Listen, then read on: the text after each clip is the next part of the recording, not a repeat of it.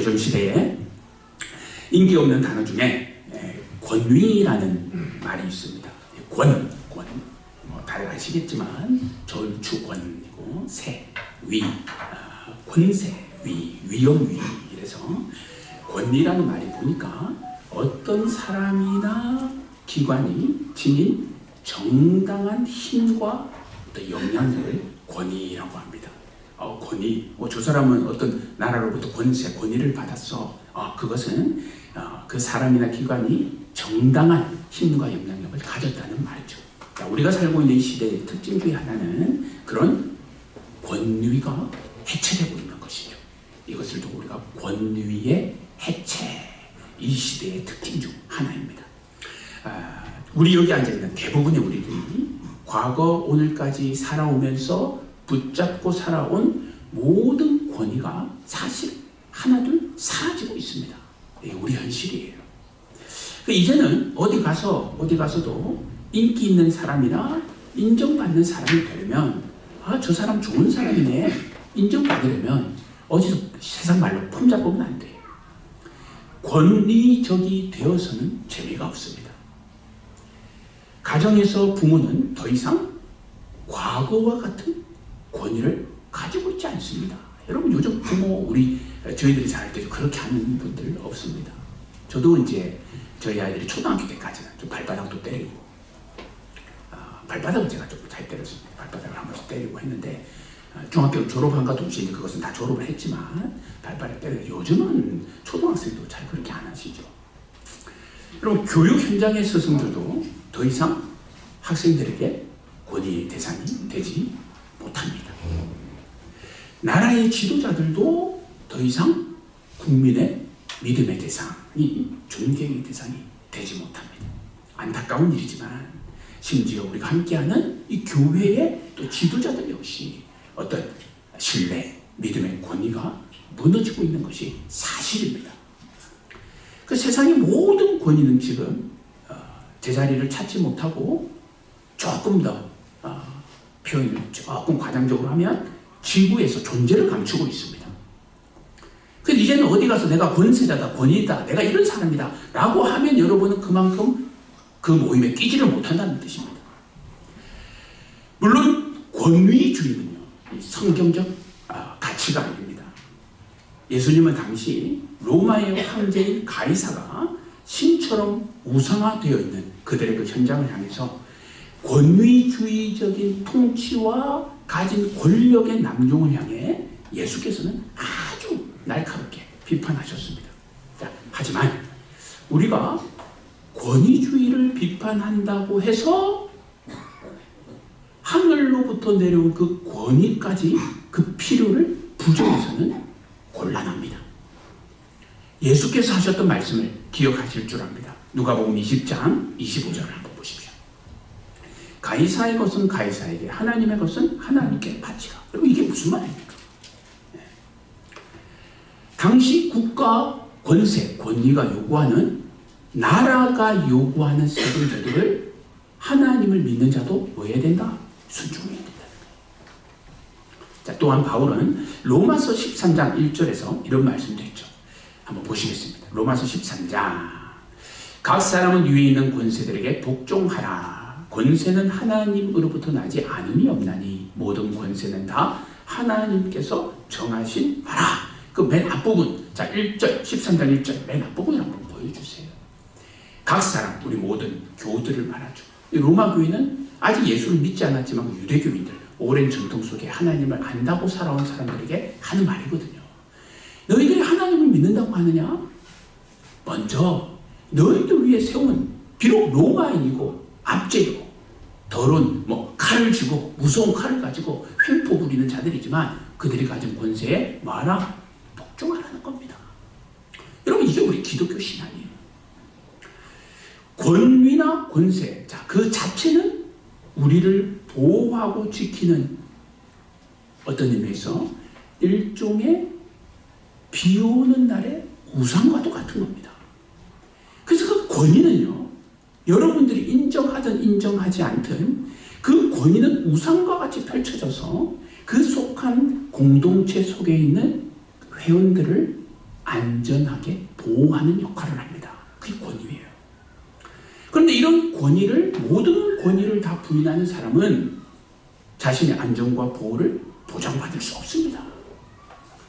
자, 예를 들면 우리 자녀들도 있고, 저도 누구에게는 또 자녀이기도 한데, 자녀들이 이 땅을 살아가면서 가장 강력한, 찢어지지 않는 우산은 무엇입니까? 부모죠. 그렇게 생각하면 됩니다. 자녀가 어느 시기까지 지나 부모의 곁을 떠나 홀로 서기를 할 때까지 그 자녀에게 비를 피하는, 세상에서 우두두두 떨어지는 그 비를 피하는 우산은 부모가 됩니다. 부모일 수 있습니다. 부모는 자녀들이 자라면서 일상에서 맞고 다닐 수 있는 다양한 비를 피하는 우산 역할을 합니다. 사실 그게 부모의 가장 큰 역할입니다. 자, 그런데 부모라는 우산이 싫다고 부모를 내던지면 그럼 그 자녀는 어떻게 됩니까? 자, 신앙의 관점에서는 이렇게 생각이 가능합니다. 오늘 부모된 우리는, 또 오늘 성도된 우리는 누군가의 자녀입니다. 여러분, 우리가 누구의 자녀입니까? 네, 하나님의 자녀죠. 우리는 모두 하나님의 자녀입니다. 그러면 하나님의 자녀로서 이 땅을 살아갈 때에 자녀된 우리는 다양한 비를 세상으로부터 맞고, 사실 지난 한 주도 그렇게 우리가 살아온 겁니다. 그래서 하나님 앞에 나와 예배하면서 지난 한 주 좀 새 힘, 지난 날도 있고 다가온 한 주 승리케 해달라고 지금 하나님 앞에 나온 거죠. 근데 여러분 한번 생각해 보세요. 여러분, 여러분에게 내린 비를 어떻게 피하십니까? 육신의 자녀들이 부모된 여러분을 우산 삼아 세상에서 비를 피하며 살기를 원하듯이, 우리 부모님 역시 우리의 부모된 하나님을 볼 때 하나님 역시 자녀된 우리가 하나님을 우산으로 삼아 세상에서 내리는 비를 피하며 살기를 원한다는 사실을 여러분 어떻게 생각하실까요?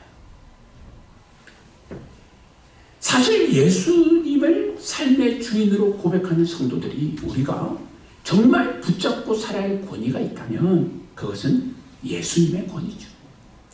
그런데 이 권위를 제대로 알지 못할 때 신앙 속에 논쟁이 발생합니다. 예수님 시대 이제 마찬가지였습니다. 예수님께서 당시에 부패한 성전, 또 장사 소굴이 된 그 성전을 정결하게 하고자 그 안에서 장사한 자들을 다 내쫓으셨을 때입니다. 당시 종교 지도자들이 예수님께 묻습니다. 아니, 당신이 무슨 권위로 지금 이런 일을 행하느냐? 지금 이 말을 통해 당시 종교 지도자들은 예수님을 인류를 구원할 구주와 주님으로 인정하지 않았다는 사실을 알 수 있습니다. 그럼 곰곰이 생각해 보십시오. 오늘 우리는 하나님의 자녀로서 이 땅을 살아가며 이런 마음이 없을까요? 일도 이런 마음이 든 적이 없을까요? 그게 이제 우리의 기도 제목이 되는 겁니다.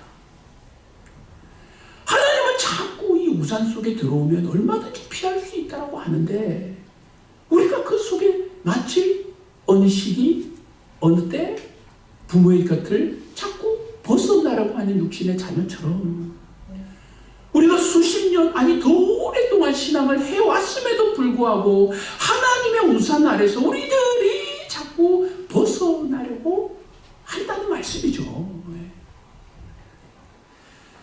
물론 예수님 시대 당시 종교 지도자들처럼 고의적으로 내가 악의를 품고 독과 사심이 가득한 채로 예수의 말을 의심하거나 예수의 존재를 무시하거나, 물론 우리는 그렇게 하지는 않습니다. 왜 내 속에 예수님이 계시니까요. 하지만 마치 오늘 육신의 그 자녀들이 부모의 권위와 보호와 그 축복이라는 사실을 모르고 벗어나려고만 하듯이, 하나님의 자녀로 살아가지만 우리에게 보호와 축복인 예수님의 권위를 자꾸 벗어나기, 그 일들을 자유로 생각하고 있다는 겁니다. 여러분, 이게 얼마나 안타까운 일인지 몰라요. 그러면 뭐 때문에 그럴까요? 그걸 해결해야죠. 본문은 예수님의 권위를 여러 사람의 반응을 통해 기록을 합니다. 자, 이를 통해 오늘 우리를 포함한 이제 대부분의 성도들이 예수의 권위를 대하는 태도를 몇 가지를 살펴볼 수 있습니다. 자, 성도들, 우리는 과연 예수님의 권위를 우리의 삶의 현장에서 어떻게 받아들이고 있을까요? 자, 먼저 첫째, 우리는 성도이지만 하나님의 자녀입니다. 존재는, 자, 거기서부터 시작합니다. 하나님의 성도이지만 예수의 권위에 의문을 제기하며 신앙할 수 있습니다. 자, 신앙 중에 예수에 대해, 성경에 대해, 하나님에 대해 건전한 호기심을 갖는 것은 아주 좋은 일입니다. 신앙 성장에 도움이 됩니다. 호기심을 통해 문제를 해결해 가면서 한 단계 한 단계 더 앞으로 전진할 수 있기 때문입니다. 하지만 오늘 본문에서 말하는 그런 의문은 긍정적인 호기심을 말하는 게 아닙니다. 20장 1절을 보시겠습니다. 누가복음입니다. 하루는 예수께서 성전에서 백성을 가르치시며 복음을 전하실세 대제사장들과 서기관들이 장로들과 함께 가까이 와서 예루살렘에 나귀를 타고 들어오신 예수님은 이제 성전을 정결하게 하신 후에 계속해서 이제 백성들에게 바른 진리를 전합니다. 진리의 핵심은 아주 짧습니다. 진리가 너희를 자유케 하리라. 예수님이 평생을 그런 사신 겁니다. 그런데 이에 분을 품은 종교 지도자들이 예수를 죽일 방도를 찾고 있습니다. 왜냐? 자기네들이 그동안 가르쳤던 복음이라는 것은 그렇지가 않거든요. 예수께서 성전에서 복음을 전하실 때에 대제사장과 서기관들, 장로들이 예수께 접근을 합니다. 화려한 의복과 근엄한 모습으로 때를 지어 다가오는 모습에서 저 사람들 제국 종교 권력자들의 권위를 몰시 풍기면서 그렇게 다가오고 있습니다. 지금 예수님에게 다가온 종교 지도자들은 권위를 가진 사람들입니다. 그들은 자신들이 가진 이 권위가 하나님으로부터 주어졌다는 확신 속에 유대교를 지금도 이끌고 있습니다. 대부분의 시민들 그렇게를 믿고 그들의 어떤 영적인 권위를 존중하면서 존경을 표하며 순종하고 있습니다. 그런데 예수께서 어디서 나타나셔서는 그것도 나귀를 타고 오신 예수가, 보잘것없는 예수가 성전 안에서 그동안 행사되었던 종교 안에서의 여러 권위를 하나 둘 셋 넷 모두 무력화시키고 있습니다. 성전 청결 사건이 그에 해당되는 대표적인 예가 되는 겁니다. 그들은 가진 권위로 성전 안에서 쉽게 말하면 돈놀이를 하고 살았습니다. 하나님이 주신 권으로 그들의 뱃속을 채웠고 하나님이 주신 말씀으로 자기 자식들을 먹여 살리는데 다 힘을 썼습니다. 그리고 그런 돈놀이를 교회 안에서 합법적으로 만들어 놓았습니다. 그런데 예수께서 오셔서 그 판을 뒤집어 엎어버린 겁니다. 단순히 뒤집어 엎을 정도가 아니라 장사꾼들을 향해 채찍을 휘두르면서 내 아버지의 집, 기도하는 장소, 복음의 장소를 뭐로 만드느냐? 강도의 소굴로 만드는도다 하며 분노하면서 그들을 다 쫓아내셨습니다. 거기다가 이런 일들이 진행이 되면서 그동안 말없이 복종하고 따르던 수많은 이름 없는 무명의 성도들이 예수의 가르침을 듣고 보니 내 마음에 동조가 일어나는 거예요. 참 복음을 듣고 진리를 들으니까 신앙이라는 것이 이런 것이구나라는 것을 깨달으면서 그동안 나를 눌려왔던 율법, 나를 꽉 붙잡아 놓았던 그 권위적인 모든 태도 이래 거짓 복음으로 들어왔던 그들의 삶이 자유를 찾게 된 겁니다. 그리고 진리를 바르게 알면서 영혼에 참 자유가 찾아옵니다. 이런 주변의 변화를 바라보니까 종교 지도자들이 예수님을 좋게 볼 리가 없습니다. 그들은 예수님을 자신의 권위에 도전하는 새로운 정치 세력으로 봅니다. 자, 그런 마음의 종교 지도자들이 예수께 하는 첫 번째 질문이 뭐냐? 2절을 보니까 말하여 이르되 당신이 무슨 권위로 이런 일을 하는지 이 권위를 준 이가 누구인지 우리에게 말하라 하며 당신 그 권위가 어디로부터 왔냐? 권위의 출처를 묻습니다.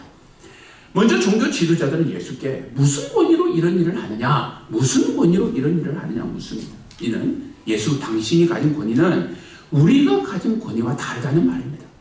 우리는 당신에게 이런 권위를 준 적이 없다. 그런 말이죠. 자, 이어서 이 권위를 준 자가 누구냐? 자신들의 권위는 하나님으로부터 왔다고 믿습니다. 이미 수백 년, 수천 년부터 그렇게 살아왔고, 그 당시에 종교 지도자들은 여러분 어디 뭐 공부를 한다거나 기도를 많이 한다거나 전도를 많이 해서 뜨거운 하나님과 신앙의 체험으로 종교 지도자가 되는 게 아닙니다. 그때는 99.9% 가문의 혈통을 타고 내려옵니다. 무슨 족속, 무슨 직분이 대대로 내려오는 거예요.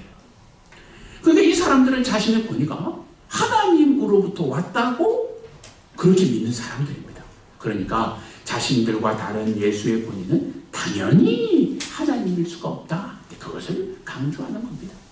이렇게 성전을 찾은 수많은 순례객들, 무리가 지켜보는 가운데 종교 지도자들은 자신들의 힘으로 예수의 권위를 무력화하려고 애를 씁니다. 물론 이후 예수께서는 신적인 하나님적인 지혜를 발휘하셔서 당한 위기를 모면하시고 지혜롭게 풀어가면서 자신이 해야 할 일을 하시게 됩니다.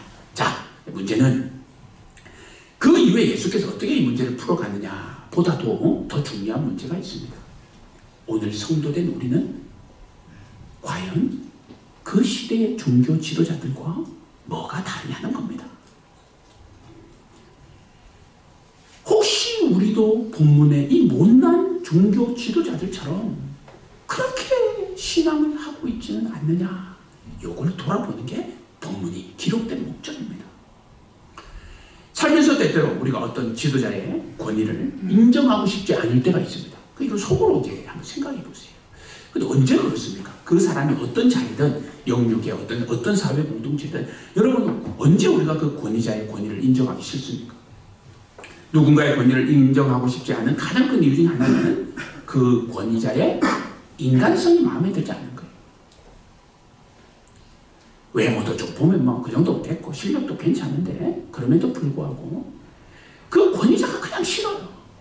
왜냐하면 보면 그 인간성, 인격, 사람 됨됨이가 마음에 들지 않는다고 내가 그렇게 여기기 때문입니다. 자, 그럼 우리가 누군가의 권위를 인정하지 않는다는 말은 어떤 의미냐? 그 사람을 인정하지 않는다는 말이 되는 거죠. 나는 인정 못해. 바로 그 뜻입니다. 자, 그러면 우리가 예수의 권위를 인정하지 않는다는 말은 어떤 의미가 됩니까? 내가 누구를? 예수를 인정하지 않는다는 말입니다. 그 신앙 중에 우리가 소중하게 지키며 살아야 할 예수의 권위를 지키지 않을 때에 우리는 예수 자체를 부인하는 삶을 사는 위험에 빠질 수 있습니다. 성도로 살아가면서 예수를 부인하는 삶이란 구체적으로 어떻게 드러나느냐 고민할 거 없습니다. 본문의 종교 지도자들 보시면 됩니다.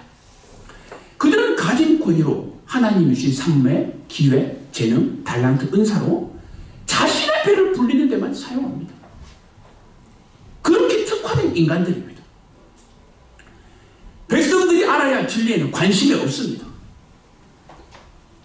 이 사람들이 한 주간 고생하고 교회 와서 주일날 하나님께 예배를 드리면서 그 억압된 삶과 정죄된 삶 속에서 율법의 그 죄사슬을 끊어내야 된다는 그런 사명감이 없습니다. 그리고 실제적으로 성전에서 당하는 불필요한 경제적인 부담을 덜기 위한 제도적인 노력도 하지 않습니다. 이런 실제적인 백성의 기도 제목의 고민에는 아무런 관심이 없습니다. 그대로 관심은 오직 하나입니다. 내 배만 부르면 됩니다. 그럼 어떻게 하다가 그 신앙의 전통과 배경을 가진 지도자들이 이런 삶을 살게 되었을까요? 하나님께서 명하신 예배와 진리를 바르게 지키지 못해서 그렇습니다. 여러분 다른 이유는 없습니다. 그들은 오랜 전통 속에 제사를 드리며 하나님께 예배한다며 살아왔지만 그들이 드린 예배는 지금 이제 보니 형식만 남은 껍데기뿐입니다. 그들의 삶의 변화와 그들의 삶의 새로운 결심과 하나님과 교회와 성도를 향한 어떠한 결심도 일으키지 못합니다. 또 오랜 세월 동안 율법을 외고 거기에 꿀을 발라 그것을 할당하며 진리는 달달하고 배우며 살아왔지만 내 삶 속에 진리를 지킨다고 살아왔지만 성경의 진리와는 전혀 상관없이 나의 이익에 맞지 아니하면 그들과 싸우고 원망하고 불평하고 그 자리를 떠나기도 합니다. 그들은 가진 권위로 기득권을 지키면서 성전에서 장사하며 돈만 벌며 살았습니다. 백성들이 하나님을 예배하고 만나는 일에 관심이 없습니다. 성도들이 죄사함을 받고 죄와 사망의 권세에서 벗어나서 하나님의 권세 아래에서만 참으로 진리 안에서 자유롭게 살 수 있다는, 새같이 하늘을 훨훨 날 수 있다는 복음을 그들은 아무 관심도 보이지 않습니다. 문제는 종교 지도자들을 향해 욕만 할 것이 아니라 오늘 우리도 얼마든지 살면서 그렇게 될 수 있다는 겁니다. 꼭 종교 지도자들처럼 교회나 성도와 어떤 경제적인 문제가 얽혀 있어야만 하나님과 거리감이 생기는 게 아닙니다. 여러분, 그게 아닙니다. 내 삶 속의 예배와 진리가 무너지면 어떤 모양, 어떤 형태로든 나는 하나님으로부터 멀어지는 사건과 사고가 발생할 수 있습니다. 하나님의 자녀가 된 후 우리 모두에게는 어떤 권세가 주어졌습니다. 이제 예수의 권세가 우리에게 주어진 거죠. 예수의 피보혈의 권세로 이제 우리에게는 어떤 죄와 어떤 사망과 어떤 죽음의 권세도 깨뜨리는 능력이 이제 우리 속에, 내 속에 존재합니다. 아멘입니까? 그런 위대한 능력, 예수의 권세를 가진 자답게 하나님을 예배하며 사시기를 바랍니다. 동시에 예수의 권세가 무엇인지, 그것이 나를 어떻게 만들어가는지, 그것이 내 삶을 어떻게 변화시켜 가는지 보여주는 성경의 진리를 붙잡고 사시기를 바랍니다. 예배와 말씀으로 예수에 대한 의문을 하나둘 바르게 해결하며 참 자유와 기쁨의 신앙을 살아가는 우리 모두가 되기를 주님의 이름으로 축복합니다. 자, 그런데 만약 신앙을 계속합니다. 예수의 의문을 제대로 해결하지 않고 계속 살아갑니다. 그럼 둘째, 어떤 일이 생기느냐? 이제는 의문 정도가 아니라 어느 날 어느 순간에는 예수의 권위, 예수 자체를 거부하는, 예수를 믿지만 예수를 거부하는 성도도 될 수 있습니다. 이제 그것을 보여줍니다. 실제적인 예를 들어 보여줍니다. 그래서 예배와 진리가 없는 신앙은 위험합니다. 그 신앙의 위험성을 경고하는데 예수께서는 이어서 백성들에게 하나의 비유, 이야기를 들려주십니다. 9절입니다. 그가 또 이 비유로 백성에게 말씀하시기 시작하시니라. 한 사람이 포도원을 만들어 농부들에게 새로 주고 타국에 오래 있다가, 내용은 우리에게 잘 알려진 포도원 농부 비유입니다. 근데 이 농부 비유가 바로 이 배경에서 나온 거예요. 한 사람이 포도원을 만들어 농부에게 새를 주고 타국으로 떠납니다. 근데 주인이 타국에 있지만 자신의 포도원 소출을 기대하며 추수 때에 한 종을 농부들에게 보냈습니다. 왜? 이제 뭐 임대료도 받아야 할 것이고 그동안 거둔 것도 주인의 목도 있을 거 아닙니까? 하지만 뜻밖에도 농부들은 주인의 종에게 심한 폭력을 가한 후에 빈손으로 돌려보내는 불법을 행합니다.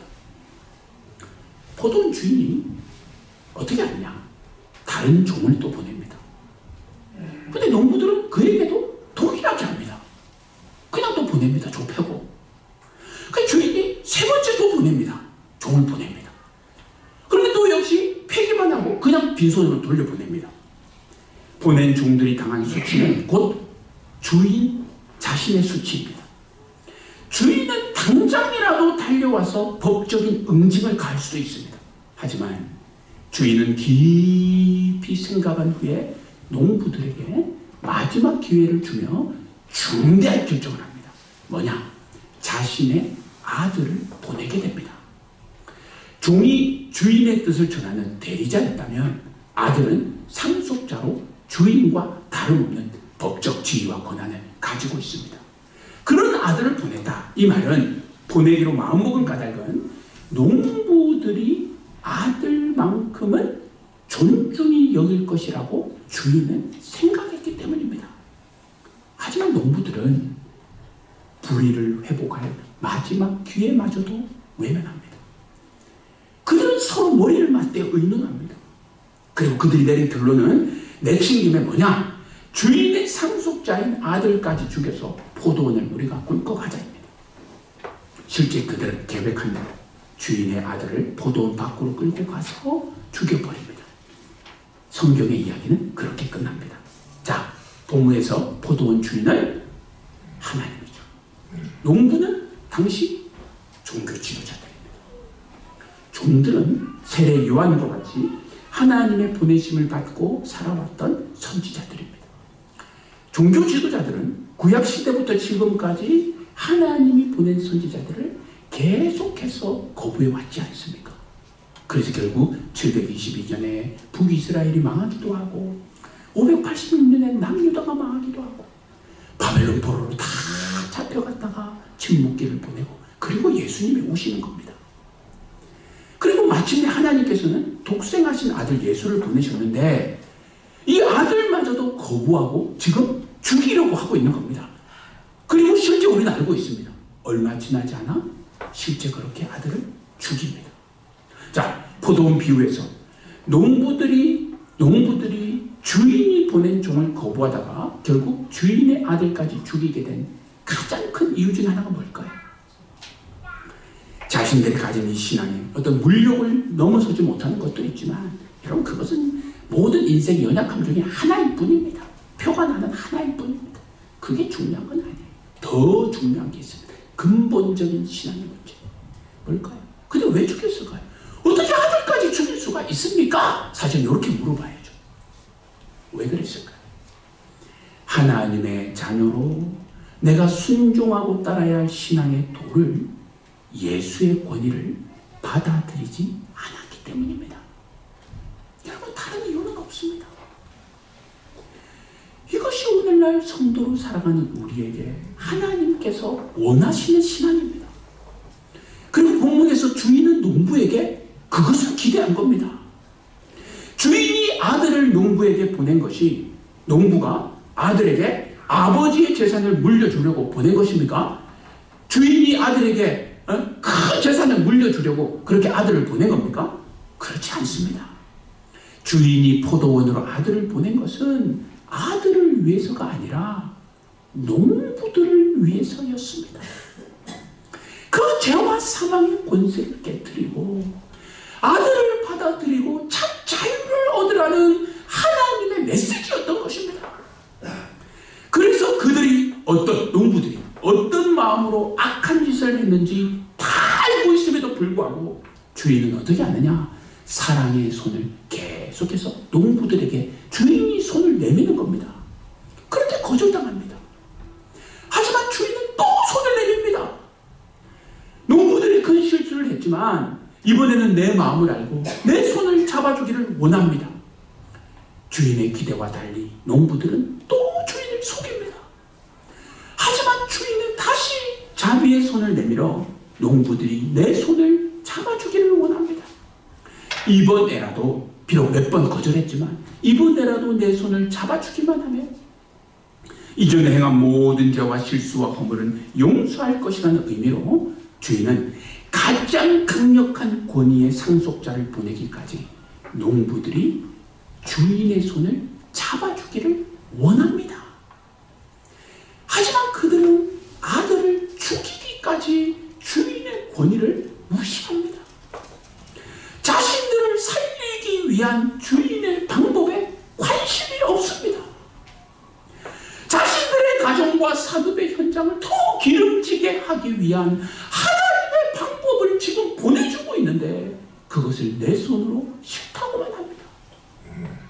결국 주인이 내민 모든 기회의 손을 무시하며 거부한 농부는 성경의 기록에 의하면 당시 종교 지도자들을 마지막 날 심판을 받게 될 것이다.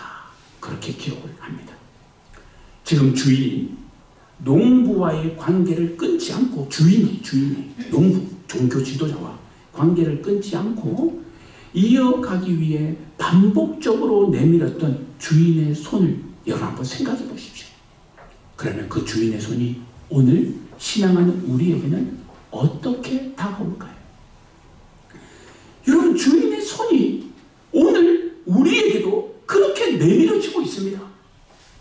이는 구약 시대에는 여러 선지자들을 통해, 오늘 이 시대에는 예수 그리스도를 통해 하나님의 말씀으로 여러분에게 찾아오게 됩니다. 볼지어다 누구든지 내 음성을 듣고 문을 열면 내가 그에게로 들어가 그와 더불어 먹고 그는 나와 더불어 먹으리라. 네. 우리는 모두 하나님 나라를 상징하는 포도원에서 생을 살아가는 농부입니다. 물론 어떤 사람은 조금 소문을 늦게 들을 수도 있고, 그쪽에 포도원이 있다는 소문을 늦게 들을 수도 있고, 또 이런저런 이유로 늦게 입장할 수 있습니다. 또 어떤 사람은 그것도 은혜죠. 은혜라면 일찍 입장했을 수도 있습니다. 그리고 늦도록 일하다가 제일 늦게 포도원의 문을 나가는 그런 성실한 삶을 살 수도 있습니다. 또 여러 요인에 의해서 포도원에서 열매를 수확할 때에 그 열매의 풍성함이 옆집 포도원하고 차이가 날 수도 있습니다. 자, 그런데 이 모든 것입니다. 포도원에 누가 일찍 들어가느냐, 누가 늦게 들어가느냐, 어떤 사람이 많은 시간 일을 했느냐, 많은 열매를 거두느냐 등은 사실 주인의 주된 관심사는 아닙니다. 주인이 농부에게 바라는 포도원과 관계되어 가장 중요하게 여기는 관심사는 농부된 우리가, 성도된 우리가 주인의 권위를 아멘으로 모시는 겁니다. 흔히 3번이든 4번이든 10번이든 20번이든 나를 찾아오셨고 그렇게 그분을 내가 믿어 오늘까지 살게 되었다는 것을 겸손히 고백하는 신앙입니다. 그리고 이것을 우리는 요즘 얼마 전까지 배웠던 그 오후 예배를 통해 여러분 듣고 배웠던 말로 정리를 하자면 이렇게 정리를 할 수 있습니다. 자, 신약성경 빌립보서 2장 12절을 한번 보십시오.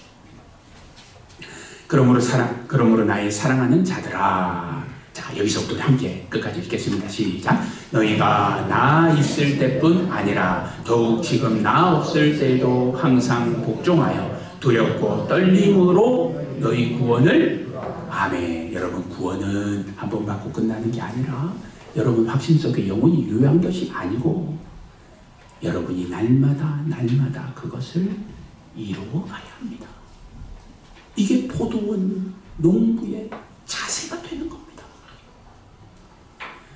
천국 가는 구원은 믿음으로 단번에 이루어지는 일이지만 이론적으로 그것이 사실이라면, 이루어진 것이 사실이라면 여러분은 구원을 이루어가는 과정에서, 이 땅을 살아가는 그 현장에서 내 인생의 구주요 주님이신 예수 앞에 그 권위를 의심하지 말고, 그러다가 거부할 수 있는 그 자리에 몰릴 수도 있다는 그 두려움으로, 그 떨림으로, 그 간절함으로 그러지 말아달라고 우리의 구원을 매 순간 이루며 살아가야 합니다. 이것이 우리에게 주어진 사명입니다.